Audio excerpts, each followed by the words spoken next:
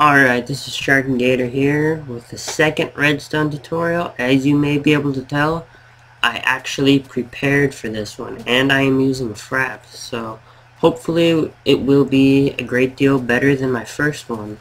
But anyways, this one is on pistons. Let's just jump right into it. Here you have your basic piston. You just apply a redstone signal to it, and it basically just pushes a block. Doesn't seem very useful now, does it? But once you get into more complicated things, once you learn more about them, you can actually do stuff with it. Like, right here, you have two pistons, and they push a block back and forth. Press this button, you can just keep going back and forth. Now, this doesn't seem useful at all, but we will get to that in another video, in a couple videos or so. It's called a T flip-flop. You may have heard of that, but that ends up being very useful, but we will get to that later.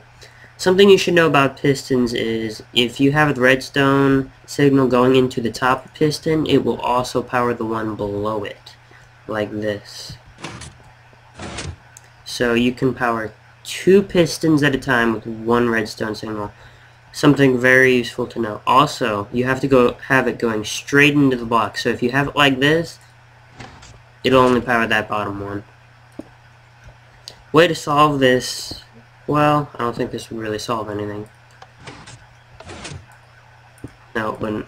Alright, never mind, scratch that. But anyways, this here is a sticky piston, as you may be able to see right here.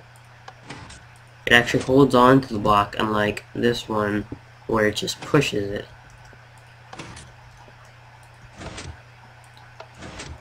Now, this is pretty useful for some things, like those over there we'll get to in a minute.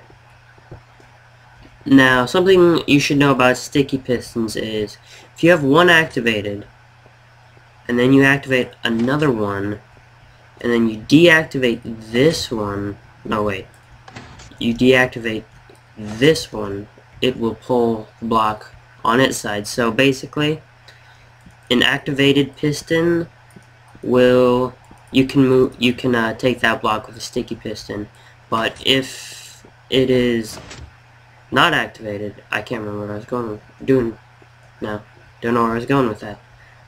Alright, fail on my part, but it's something you should know. May not seem very useful, but just some basic stuff you should know in case you want to just mess around. Some basic physics of the pistons.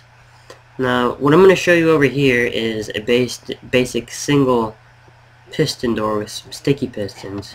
Most of the redstone is hidden. It's not too big. I could have tried harder to make it smaller, but that's okay. But this is your basic single door. I should have probably put a lever over on this side too.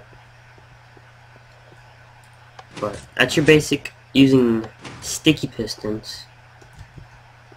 Over here you'll see pulling that lever activates the pistons, pushing the blocks in. Pretty simple, really. Not the most complicated of things, but just thought I'd show you that. Now, this over here is a double piston door. Pull the switch, two come out. Should also put one on this side, but oh well.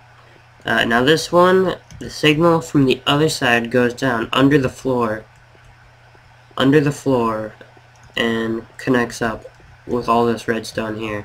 And then you click that lever, you flip that switch, and it sends the redstone signal. The redstone signal, I think the length is almost at 15, so this almost wouldn't work. Because as you should know by now, the length of redstone traveling, it can travel up to 15 blocks, and then you have to use a repeater at, I think, block 15 or 16, I'm not sure. I've actually never tested that or heard anything about it, if you could do it at block 15 or 16. But that's just basics with pistons. I will show you something called a T flip-flop in a later video, maybe in another video or two.